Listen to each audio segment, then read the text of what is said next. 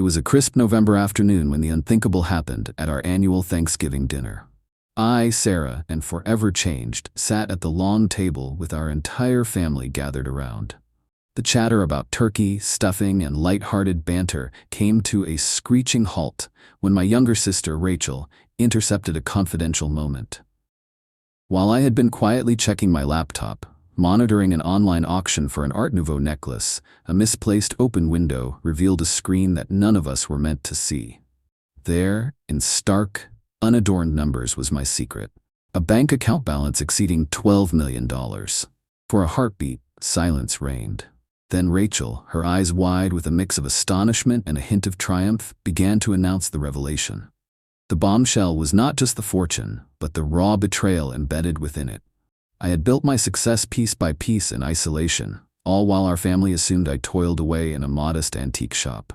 Instead of pride or awe, the room filled with a charged tension. Accusations, demands, and whispers of selfish and neglect. In that moment, I felt every painful memory of being overlooked converge into one searing rush of indignation and sorrow. The Thanksgiving dinner, once a familiar celebration, had become the stage for a family confrontation that would forever alter our lives. I braced myself, knowing that what followed was inevitable, a release of years of pent-up resentment, of being the silent sacrifice to an unbalanced family dynamic. I remember the early days, a time when I was the only child until little Rachel arrived unexpectedly.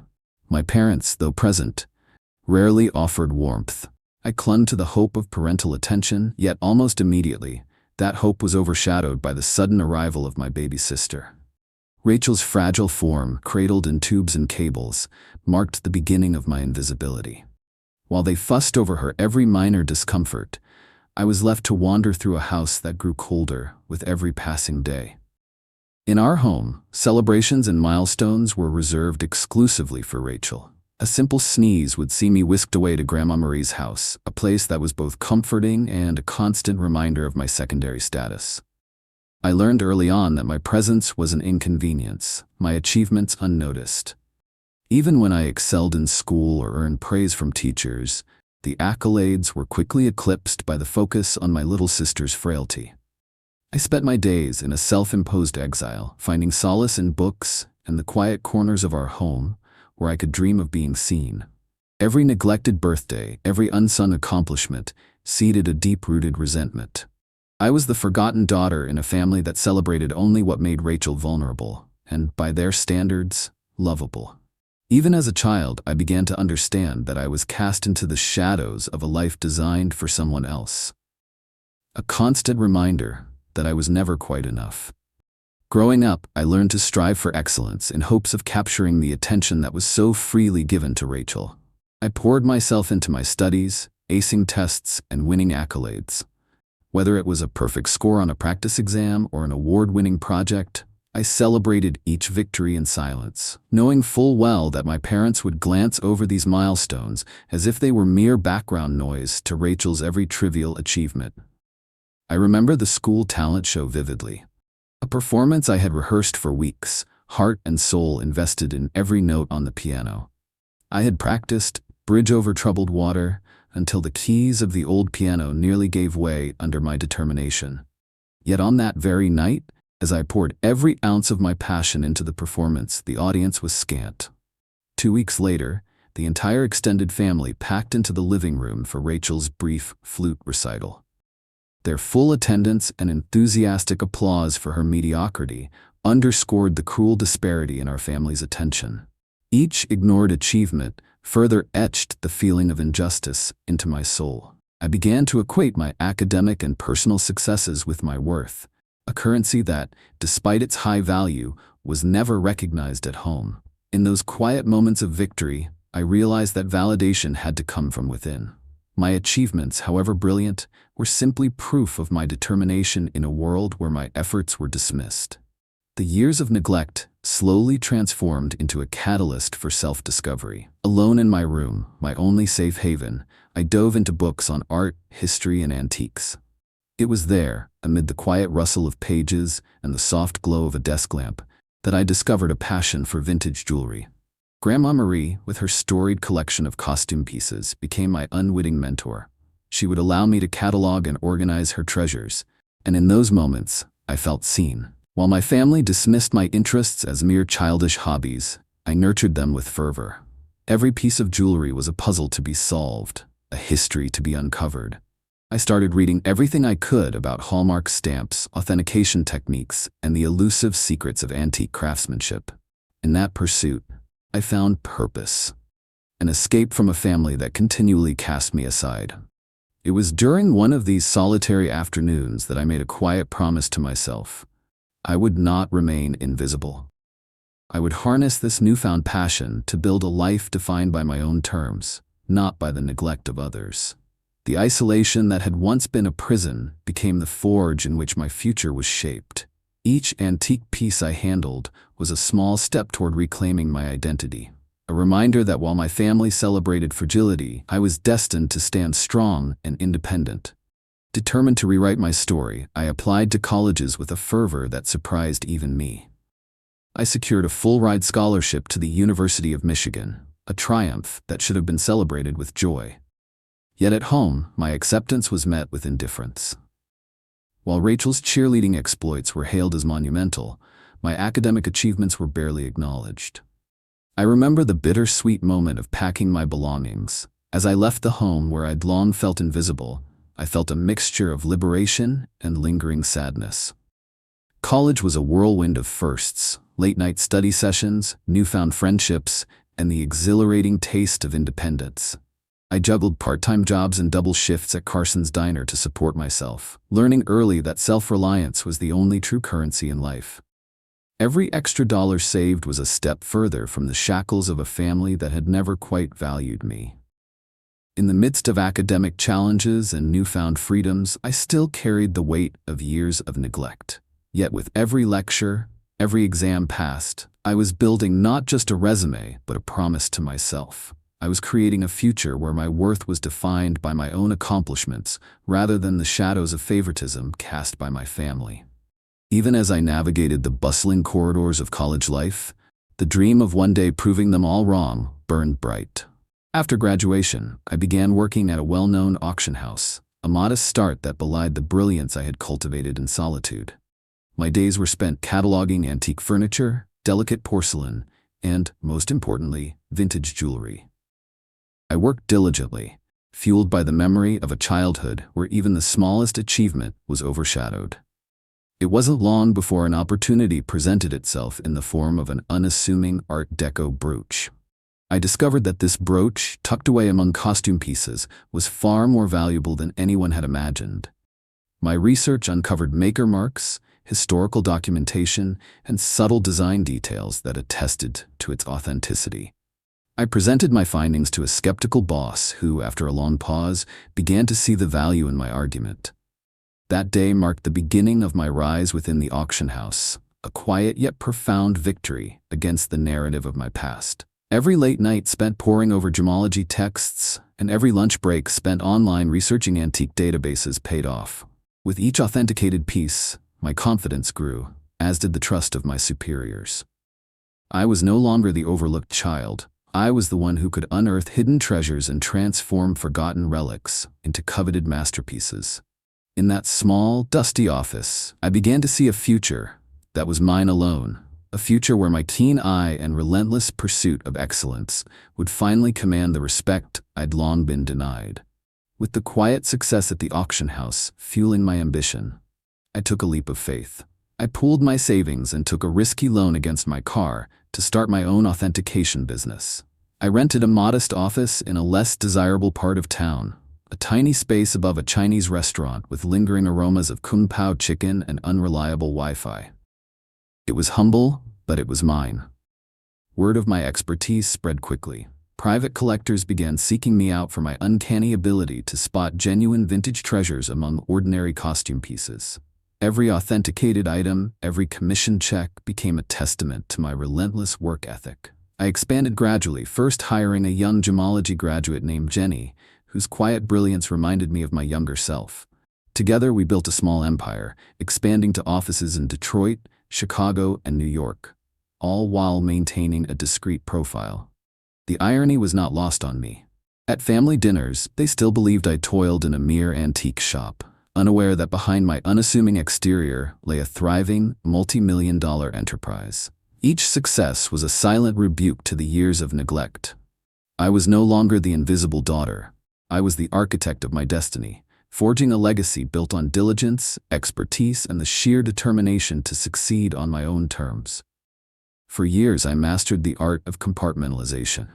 To my family, I remained the quiet daughter laboring away at an antique shop, while in secret I oversaw a burgeoning authentication business that spanned multiple cities. Every Sunday dinner was a performance, a carefully curated act in which I downplayed my achievements and played the modest, unassuming role they expected. Yet behind closed doors, I reveled in the irony of their ignorance. Each month, I anonymously transferred $7,000 to support my parents, a silent gesture meant to keep the family afloat, even as they continued to dismiss my hard-earned success. Meanwhile, Rachel flaunted designer brands and expensive accessories, blissfully unaware that they were often bought with the money I earned. I found a dark humor in it. While they celebrated her every trivial purchase, I was quietly building an empire. At family gatherings, the conversation always circled back to trivial matters: Rachel's new bag, her social media triumphs, and their expectations of my supposed modest lifestyle. I listened politely, all the while calculating how much longer I could maintain the facade. I knew that one day, the truth would come out, and deep inside, I relished that eventual moment of reckoning, a moment when I could finally step out of the shadows and claim the recognition I deserved. As another Thanksgiving approached, a familiar mix of anticipation and dread filled the air. This year, I offered to cater the family dinner, a gesture that was meant to be kind, but would soon become the catalyst for a dramatic revelation. I coordinated everything with a high-end catering firm, ensuring that every detail, from gourmet dishes to exquisite presentation, would reflect the quiet success I had long hidden.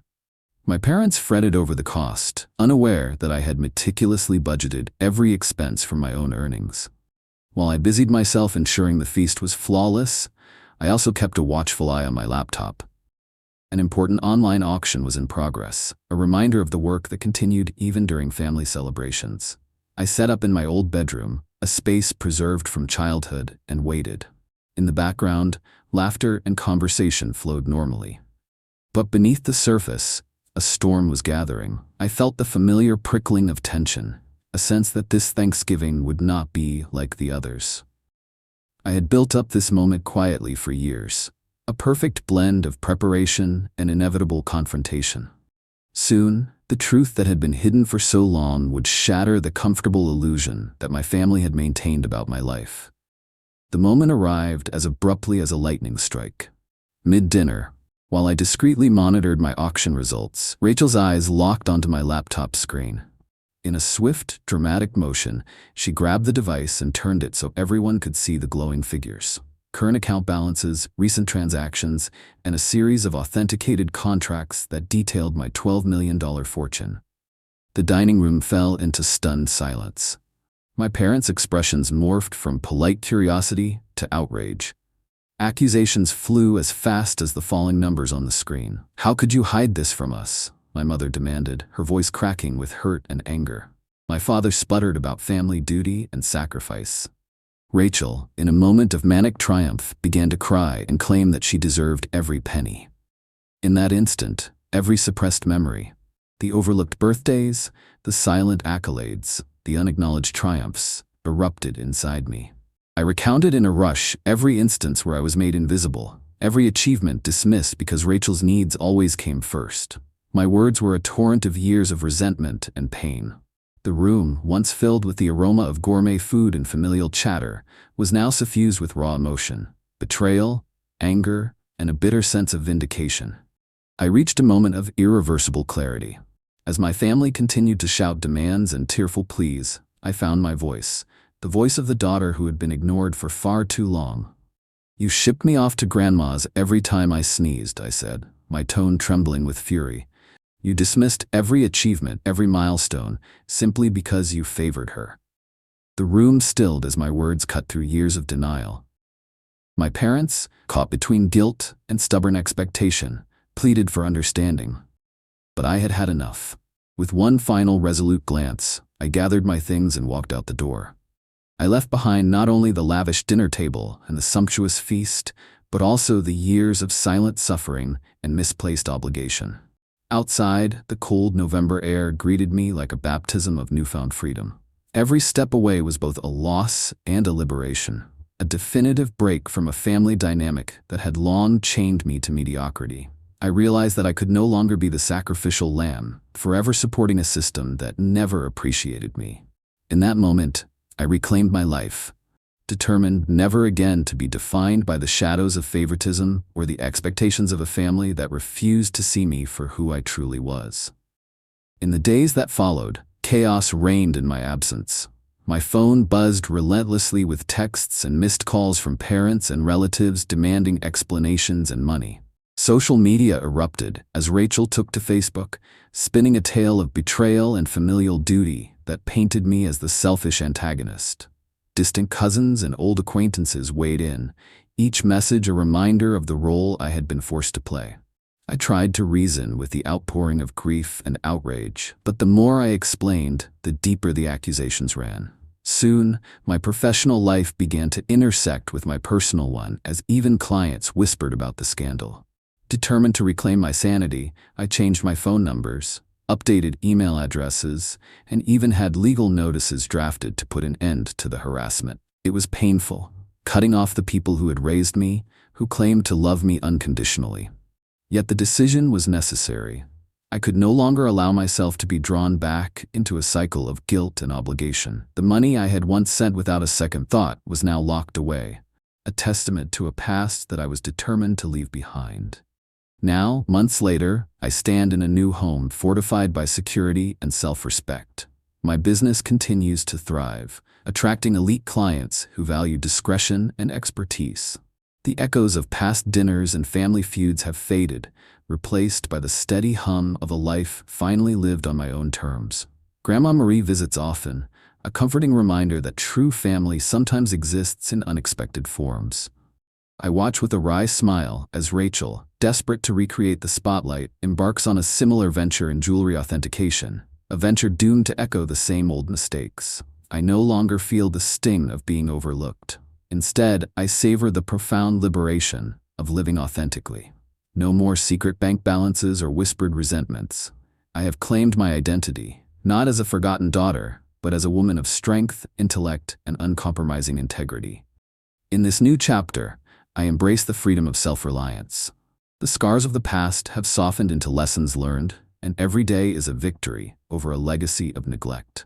I have built something extraordinary from the fragments of my childhood, and now at last I am free.